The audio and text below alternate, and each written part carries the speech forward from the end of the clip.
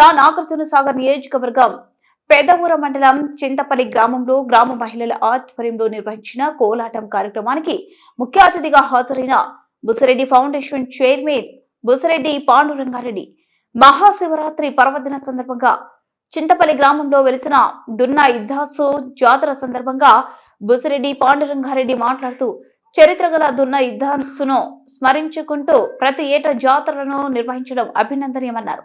నా వంతు ఈ సంవత్సరం దేవాలయానికి సహకరించాను. ముందు మీ అందరి ఆశీస్సులతో మంచి కార్యక్రమాలలో నా సహాయం ఉంటుందని చెప్పారు. ఈ కార్యక్రమంలో తిరుమలగిరి సాగర్ మండలం మాజీ వైస్ ఎంపీపీ ఎడవల్లి దిలీప్ కుమార్ రెడ్డి, గ్రామ తాజా మాజీ సర్పంచ్ సుంకిరెడ్డి, పద్మావతి, సంజీవరెడ్డి మరియు గ్రామస్తులు, కోలాటం ఆడే మహిళలు తదితరులు పాల్గొన్నారు.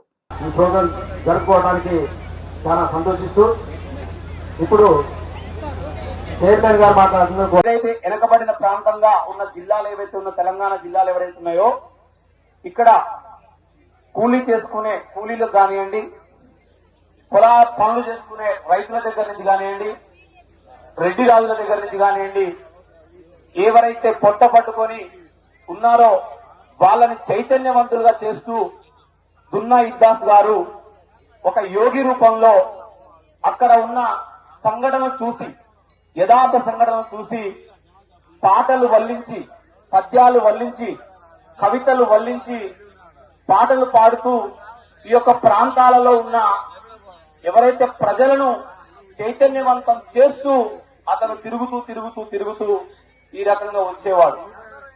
వస్తూ అందరినీ చైతన్యపరిచి, వాస్తవంగా కూడా ఇంకొక నానుడి ఆలయం ఏదైతే ఉన్నదో ఈరోజు వాస్తవంగా రామ్ కుమార్ అన్న వాళ్ళ యొక్క తండ్రి గారి జ్ఞాపకార్థం, రాముల నాయక్ గారి జ్ఞాపకార్థం ఈ గుడికి 26 గుంటల భూమి సొంత ఖర్చులతోని కొనుక్కొని ఈరోజు ఈ యొక్క అంకితం చేయడం జరిగింది.